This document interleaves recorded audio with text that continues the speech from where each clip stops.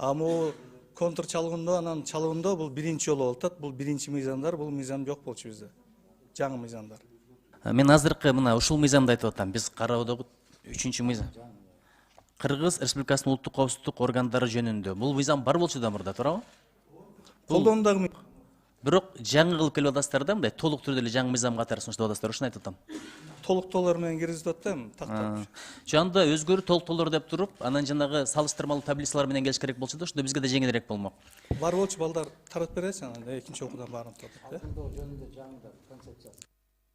Ал пакеттин кийинки мыйзамдары мен ушул конкреттүү мына азыр биз карап аткан мыйзам боюнча айтып атам да. Эмесе чындап абдан көп маселелер бар чындыгында. Мисалы, мурдагы президенттин аппараты, ошол эле жогорку кеңеш, атайын профилдик комитет өздөрүнүн тыянактарын, корутундуларын берген экен. Эске алдык деп атасыздар. Бирок юристтиңиз айтып атат, процедуралык маселе болгондугуна байланыштуу экинчиди киргизебиз деп. Буга чейин киргизгенге болбойт беле эмне? Мүмкүн эмеспи? Долбоор кеткенден өкмөттүн эмеси менен кеткенде утверждение алып. Туурабы? Макул эле, ошол профилдик комитет каралып турган болсо, мурда Никитенко беле, ошонун колу менен буну кайра караш керек, жарабайт дегендей бир тыянак чыккан экен. Мен ошону айтып атам да. Эми караңыз, мисалы коллизия, кээде мыйзамдар системасында бир мыйзам менен экинчи мыйзамдын ортосунда коллизия болот да, карама-каршылык. Бул жерде бир статья карасаңыз, 46-беренеде Кыргыз Республикасынын башкы прокурору жана ал ыйгарым укук берген прокурорлор улуттук коопсуздук органдарынын ишине мыйзамдардын так жана бир түрдүү аткарылышын көзөмөлдөйт деп турат. Бирок ошол эле берененин экинчи пунктунда улуттук коопсуздук органдарынын ишин уюштуруу, анын тактикасы, методдору жана каражаттары тууралуу маалымат прокурордук көзөмөлгө кирбейт. Мындай бирин-бири жокко чыгарган пункттар болуп атат да. Азыр мен статья боюнча турган болсо, мындай алишендиктер чындыгында абдан көп экен. Мурдагы сунуштар, мурдагы тыянактар, мурдагы корутундулар так эске алынбаптыр да. Анан ошол эле мезгилде бай жеке менчигине карабай, менчиктин формасына карабай, ар кандай ишкер текшерилат деген норма бар экен. Анан Конституцияда көрсөтүлгөн укуктардан башка укуктары чектелет, убактылуу деген бир нормалар бар экен. Анан жанагы мурда бар беле? Мисалы, азыр сиздер коррупция менен күрөшүп бир тубакчыларды өндүрүп атпайсыздарбы? Ошонун 30% кайра улуттук коопсуздук кызматына кирет деген норма мурда бар беле, жок беле? Каражат кайра кайтып келет деген. Бар болчу мурда деле. Бар беле? Чындыгында мындай бир топ эле маселелер бар экен. Кандай кылышты дагы кеңешип көрүшүбүз керек. Бирок экинчи окууга сөзсүз түрдө айткандарыңыздарды эске алабыз, оңдойбуз десеңиздер, анда карап көрөлү. Болбосо Адахан Кимсанбаев сунушун колдошко туура келет. Ушул боюнча эмне дей аласыз? Ошо Кадырбек мен бул жерде айтып кеттим, жана мыйзам боюнча көп сүйлөбөйүн. Бул жерде такталып турат жоопкерчилик, кандай убакта, кандай жерде адамдын эмеси бир чектелет, укуктары депчи. Конституцияда 23-беренеге карап турат да. Анан экинчиден албетте биз экинчи окууга сиздердин бүт ой пикириңиздин баары такталат, анан киргизебиз. Сиздерден кантип аттап кетебиз бар. Сиздер көрөсүздөр. Колдоп бериңиздер, биз кол бутун байланбасын. 6 ай калып кетебиз дагы. Анан мисалы дагы бир абдан коркунучтуу да, муну карасаңыз, 23-беренин 3-бөлүгүндө 16-пункттун 2-абзацында кызматка жумушка кабыл алууда жарандарга ушул мыйзамда белгиленген иштен өзгөчөлүктөрүн эске алуу менен ыйгарым укуктуу мамлекеттик органдын жетекчиси тарабынан аныкталуучу кошумча талаптар коюлушу мүмкүн. Мындай бекитилген атайын формалар бар, талаптар бар кызматка кабыл алууда. Бирок кызматтын төрагасы өзү каалаган талаптарды кошуп койсо болот экен да кызматка алууда. Бул өзүнчө подзаконный акт болот. Албетте мен мына сиңсем, менде көп мисалы чектөөлөр бар. Мен көп нерсени айта албайм, дей албайм, көп жерден күлө албайм. Ошолда менин укугумду чектеген болот да. Мен ошону кирерде айтам, тияка барбайсың, бияка барбайсың деп алат. Мен ошо кол коюп берем. Эгер ушул тескемени бузса, мен кызматтан кетем деп. Кызматтын эми атайын кызматтын жаратылышы ушул экен. Бул кийин бизден кийин да боло берет. Ошол чектөөлөр, мен ошол чектөөгө мен макул десем, ушул кызматка кирем. Эгер макул деп койсом, кирбейт анда. Рустам Алабекович, сиз экөөбүз Иман фондунда жүргөндө иштешкенбиз. Сиздин кесипкөйлүгүңүздү сыйлайм. Адамгерчилигиңиз, адамдарга мамилеңиз, менеджерлигиңиз бар. Бирок кеп сизде эмес. Мыйзам калат, сиз кетесиз. Сиздин ордуңузга башка адамдар келет. Адамдык фактор деген бар. Авир болбосо, ыйман болбосо, кыянаттыкка даяр болсо, ушул мыйзамдарды пайдаланып эмне кылышын элестетип атасызбы?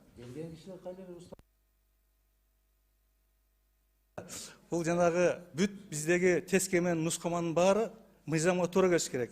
Эгер мыйзамдын кандай бир жагы бузула турган болсо, кандай бир жетекчи болсо да ага барбайт.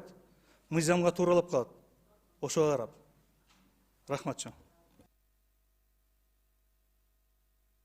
Чоң рахмат. Азыр Адахан Кемсанбаевичте, анан Нурлан Тургунбаевич сизде. Кечирип коесуз, Адахан Кемсанбаевич. Чыңгыз Азаматович. Сизде кечирип коесуз мен. Рахмат. Саламатсыздарбы, урматтуу кесиптештер, урматтуу бүгүнкү жыйындын катышуучулары, урматтуу Рустам Алабекович. Биз азыр каралып аткан мыйзамдын долбоору боюнча ар кандай сын пикирлер, ар кандай пикирлер айтылды. Менимче бир аз экинчи боло турган экинчи окууда биз карайбыз деп мындай сөздөр өтө эрте. Азыр биринчи окууда концепция жагынан биз тийиштүү өзгөрүүлөрдү киргизип коюшубуз керек. Ошон үчүн юридикалык техника жагынан ушул мыйзамда эгер биз карасак көп кемчиликтер келтирилген. Ушул жагынан оңдоолорду киргизип коюш керек сөзсүз түрдө.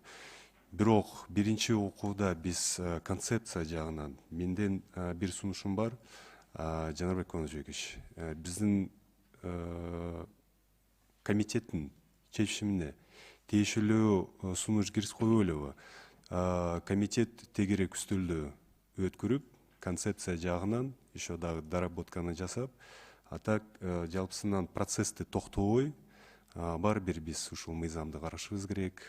Биздин УКМК үзгүлтүксүз иштеши керек, коопсуздук маселелер күн сайын чыгат, алар сапаттуу иштеш керек. Тем более 7-чи чакырылышта кабылына турган мыйзамдар сапаттуу болуш керек. Сапаттуу болуш үчүн биз бул жагынан пикирлерди, сын пикирлерди эске алып, тийиштүү жакшы өзгөрүүлөрдү жана оңдоолорду киргизип коюшубуз керек. Ошон үчүн чечимге бир пунктту киргизип коюп элеби? Тегерек үстөлдү уюштуруп, жарандык коом менен акылдашып, жана сиз азыр айтканыңыздай 90 депутат бар. Ким кааласа ушул тегерек үстөлдө катышсын, өзүнүн сунуштарды киргизип койсун. Рахмат. Аппарат эске алсаңыздар, анткени добушка коюп атканда депутаттардын айткан сунуштары менен бирге деп туруп чечимге киргизип, ошондой добуш беребиз. Чоң рахмат. Мен бул жалпысынан азыр концепция жагынан. Эгер биз по статьяне кетсек, анда азыр көп мен ар кандай сунуштарды киргизип коем. Адахан Кемсанбаевич азыр сунуш киргизип койду. Ушул жагынан давайте жалпысынан биз чечимди кабылышыбыз керек, эмне кандай жол менен кетебиз. Анан кийин уже керек болсо уже по статьяне кете беребиз. Адахан Кемсанбаевич, мен дагы өзүмдүн сунушумду айттым. Жалпысы ушул биринчи окуудан жогорку кеңештин жалпы жыйынында карап көрсөк деген. Микрофонуңузду андырып алсаңыз, Адахан Кемсанбаевич. Рахмат. Эгерде сөз болгон болсо, мен азыр тактап туруп, дагы бир жолу өзүмдүн пикиримди айтам. Могул жерде кесиптештер айткан маселени 50-50. Бирөөлөр айтат, абдан кылдат окуп чыктым дейт. Кылдат окуп чыккан киши эч качан буга макул болбойт. Бул бир. Экинчи жагы, бизде бир кемчилик бар. Мыйзамды кабыл алып атканда бир кишинин сүрөтүн көрүп туруп алабыз да биз. Ушу киши сунуштап атат, ушу киши иштейт экен. Жок. Келет кетет кишилер. Бүгүн мыкты иштерди жасап атат деп мактап аткан кишиңер эртең жок. А мыйзам ондогон жылдар бою калат. Кеп мыйзамда, кеп адамда эмес. Ошон үчүн ким кандай иштерди жасап аткандыгы жөнүндө мыйзамды талкуулап атканда баа берип, жасакерлерин токтотушубуз керек. Мыкты иштеп аткан жигиттер, кыздар бүгүн кетип калат. Мен айтканымдын себеби биринчи конституция өзгөргөндөн кийин бүтүндөй концепция өзгөргөн. Кыргыз Республикасынын жарандарынын тынчтыгын камсыз кылуу өкмөткө жүктөлгөн. Баштагы конституция боюнча. Аны дагы мен эмес өзүңөр кабыл алгансыңар. Урматтуу өкмөт деп аткандар. А кийин азыр өкмөт деген түшүнүк жок болду. А могул жерде жок дегенди, урматтуу кесиптештер. Корутундусунда карабайсыңарбы? Мыйзам долбоорунун демилгесинин субъекти Кыргыз Республикасынын өкмөтү деп турат. Жок киши сунуш кылды муну. Биз ушуларды кепилдикке алабыз, мойнубузга алабыз деген кишилер бар эле. Алар жок азыр. Бирок өкмөтү деген жазуу турат. Мен Рустам Алайбек уулу, сиздин кесипкөйлүгүңүздө эч кандай шегим жок. Мен сын пикир айтсам, мага дагы көзүңүздүн формасын өзгөртүп карабаңыз. Кепсиз жөнүндө кетип бараткан жок. Мени коркута албайсыңар, билесиңер аны. Кызарасызбы, олоюп карайсызбы, мага так таасир кылбайт ал. Аны башкаларга караңыз ошондой кылып. Мен сиздин кесипкөйлүгүңүздү билем. Сизди кайсы жетекчи келген болсо иштен бошотот, бир айдан кийин кайра чуркап издеп алып келет. Себеп өздөрү даяр эмес кишилер келет жетекчиңер. Ким иштейт? Алайбек уулу иштейт болуп, кайра эле сизди чакырат. Ошон үчүн жүрөсүз 30 жылдан бери эң мыкты кесипкөй болуп. Ишиңиз илгерилей берсин. Мен тилектешмин. Монол Кыргыз Республикасынын Конституциясынын, азыркы күчүндөгү Конституциясынын 29-беренесинин 1 жана 2 бөлүктөрүнө ылайык ар бир адам жеке турмушунун кол тийбестиги жөнүндө Конституция айтып атат. А бизде Кыргызстанда жазылган, эгерде мыйзамдар Кыргыз баш мыйзамына каршы келсе, баш мыйзам түз иштейт деп турат. Анда эмне кыласыңар, бул мыйзамыңар иштебеген берене эмнеге көтөрүп келесиңер? Же түшүнүк менен кетебизби? А сиздердин мыйзамыңыздардын долбоорунда жазылып турат. Биз жашыруун түрдө сүрөткө да тартып алабыз, жашыруун түрдө жазып да алабыз, керек болгон болсо башка нерселерге дагы бара алабыз. Андай болбойт. Эгер Конституцияда адамдын адамдык ариет, намысы, кат алышуу, кат беришүүсү, жеке инсандардын сүйлөшүүсү, кечээ мына чыгарып бердиңер азыр, өтө жаман жагдайга кеттиңер. Күйөөсү менен аялдын ортосундагы сөздөн бери чыгарып берип атасыңар. Ушулбу силердин мамлекеттик кызматты жасап атканыңар. Биз, урматтуу кесиптештер, бүгүн жакшы көрүнөбүз деп алып, эртең өз башыңарга өзүңөр таяк болуп тие турган жагдайларды айтып атам мен. Бүгүн силер депутатсыңар. Эртең кимсиңер? Көчөдө эч ким тааныбаган, салам бербеген бир жаранга айланабыз баарыбыз. А ушул мыйзам биздин үстүбүздөн иштейт. Балдардын үстүнөн иштейт. Кыргыз жарандарынын элдин үстүнөн иштейт ушул. Экинчи маселеси, эң коркунучтуу маселе.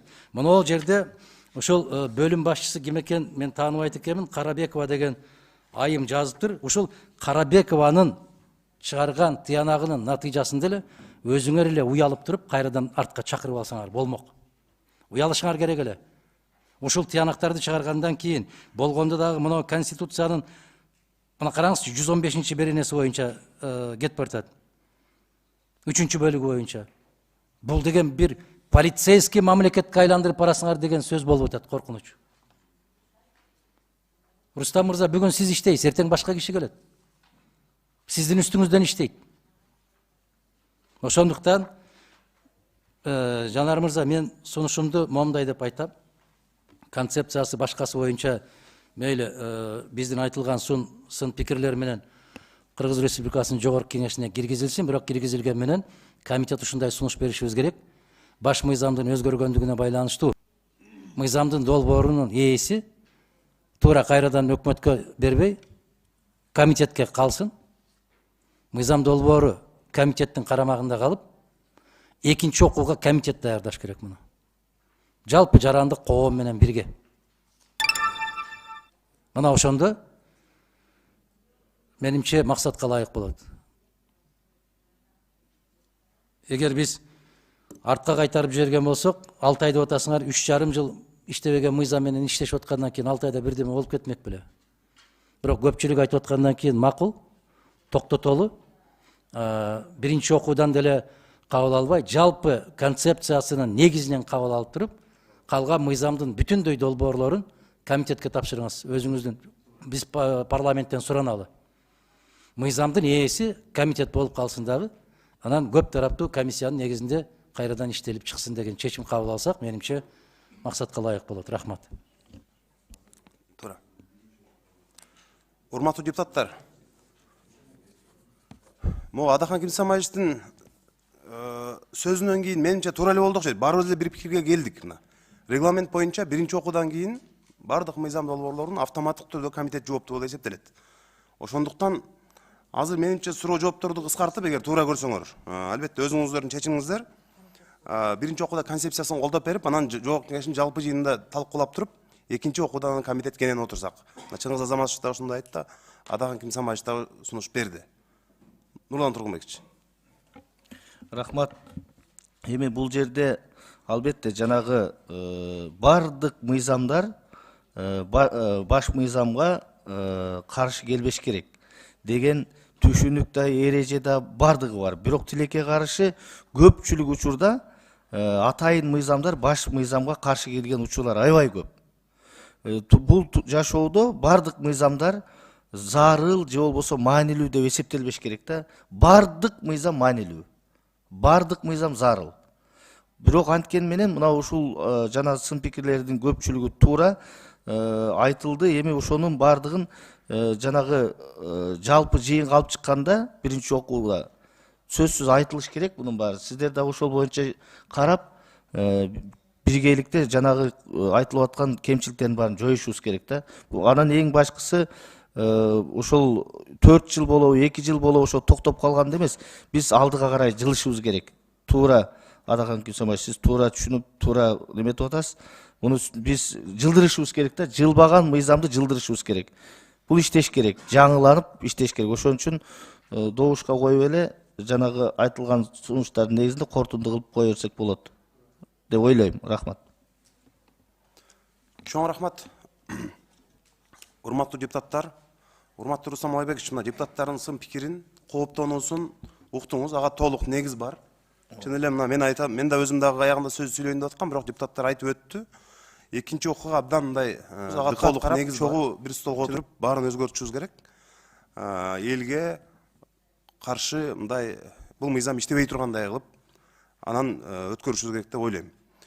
Урматтуу депутаттар, Кыргыз Республикасынын улуттук коопсуздук органдары жөнүндө Кыргыз Республикасынын мыйзамынын долбоору биринчи окууга добушка коем. Айтылган сунуш пикирлерди эске алуу менен урматтуу депутаттар ушу концепциясын комитеттин сунушу азыркы сиздер айтылган сунуш пикирлерди эки депутат айткан, жок эки депутат эмес, бардыгыңыздар да айтып өттүңүздөр.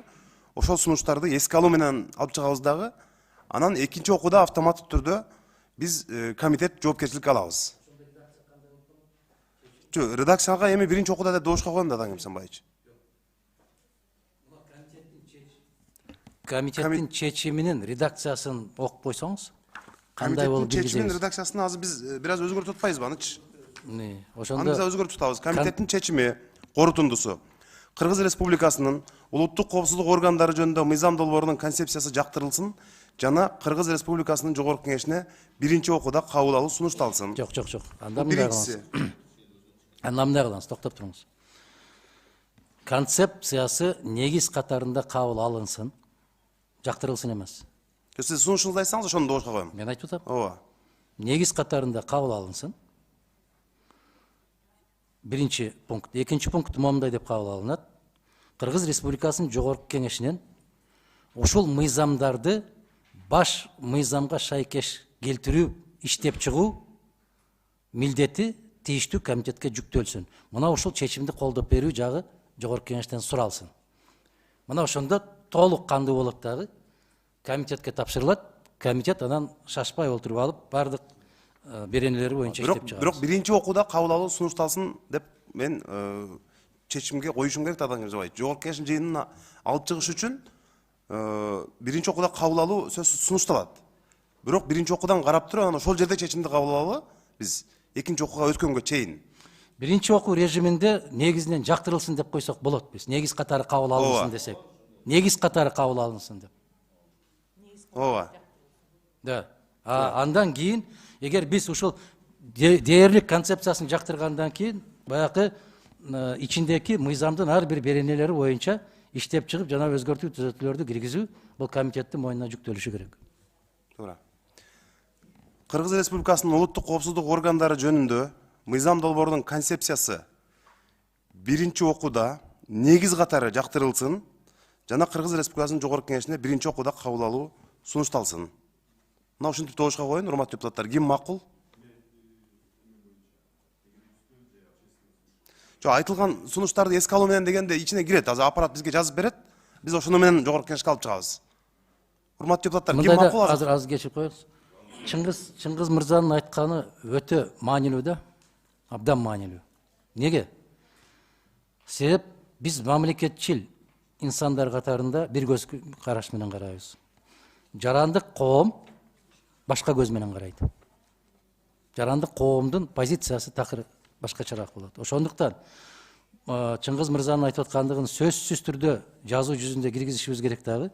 Бул төгөрөк стол өтүп, жалпы жанагындай бир болбосо 1-2 жолу өтүшү мүмкүн төгөрөк стол. Ушу Жалпы палатасына ушундай сыяктуу формулировканы чыгарбай, биз өзүбүзгө милдет катары эме алып коелу, чечели өзүбүз комитеттин алкагында ушул процесс. Сиз парламенттик угуу жөнүндө айтып атасызбы? Жок, төгөрөк стол. Комитеттин чечими биз өзүбүз ушундай эме алып барайлы, өзүбүз эме кимдер кааласа биздин кесиптештерибизди чакырып коюп, тегерек стөлдү биз өткөрсөк болот. Бирок чечимге киргизбей, дегенде бул биз өзүбүзгө азыр эме жүктөп атабыз. Рас, комитетке өттүбү? Комитет кандай ыкма менен экинчи окууга даярдайт, аны өзүбүз чечели. Туура. Бул автоматтык түрдө регламент боюнча биринчи окууда кабыл алынгандан кийин жооптуу бул комитет болуп карайт. Регламентте ошентип так жазылган. Тегерек стол парламенттик угууларды өткөрүп, анан мындай кабыл алабыз. Урматтуу депутаттар, жана мен айткан маселе боюнча анда мен сиздерге текстин окуп бердим, мына негиз катары концепциясы жактырылып, жогорку кеңештин биринчи окууда кабыл алуу сунушталсын деп. Ошол сунушту добушка коем, добуш берип койсоңуздар. Ким макул? Каршы жок, кабыл алынды. Чоң рахмат. Эми Рахмат. 4-үнчү маселе.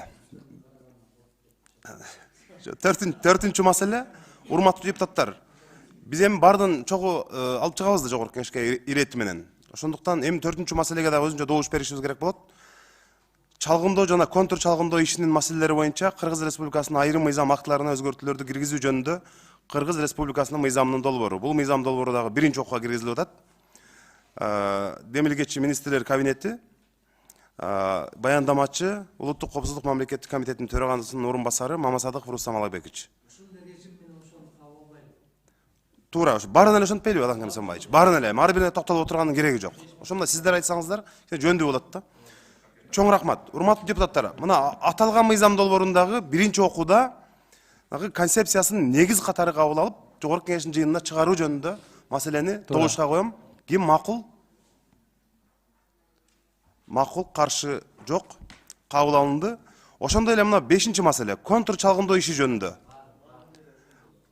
Анда 5-чи маселени дагы күн тартибиндеги 6-чы, 7-чи маселени. Мына 3 маселе калды. Экөөнү өзүнчө добуш берип койдук. Анда жалпысынан пакет менен эле добушка коеюн. Ооба. Концепциясын баары негиз катары жактырып, анан биринчи окууда кароо жогорку кеңештин жалпы жыйынына сунушталсын деп. Ким макул, урматтуу депутаттар? Баары макул, каршы жок. Чоң рахмат. Рустам Алайбекович, бардык айтылган сунуштарды эске алып, бул мыйзам долбоорунун үстүнөн жакшы иштейсиздер деген ойдобуз. Рахмат. Рахмат чоң, колдоруңузга рахмат.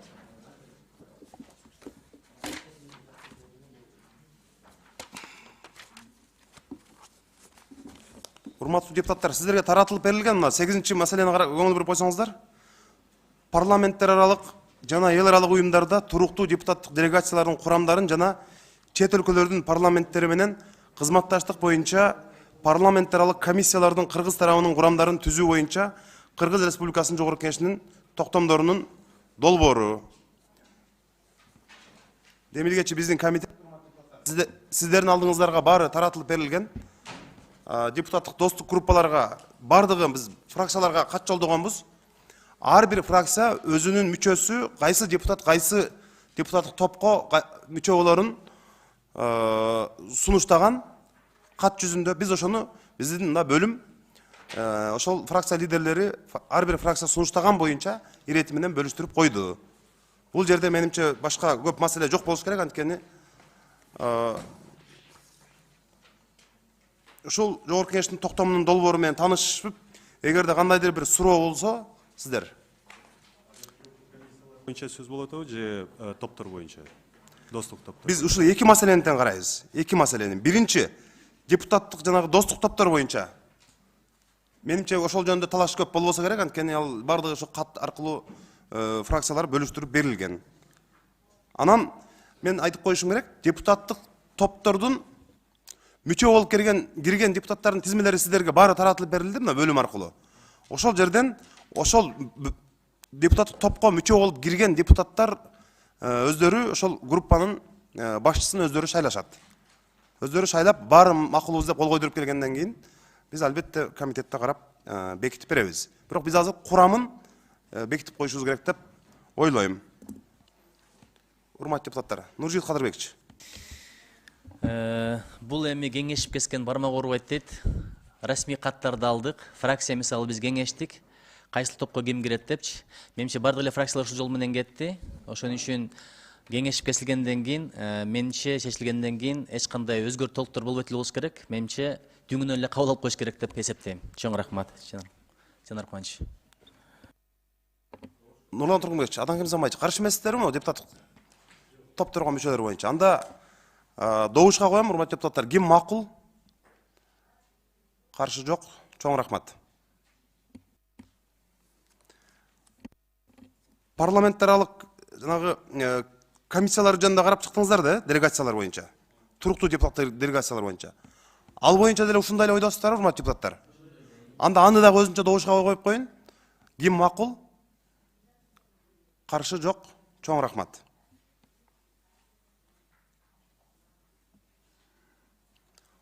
Урматтуу депутаттар, бүгүн абдан жемиштүү иштедик.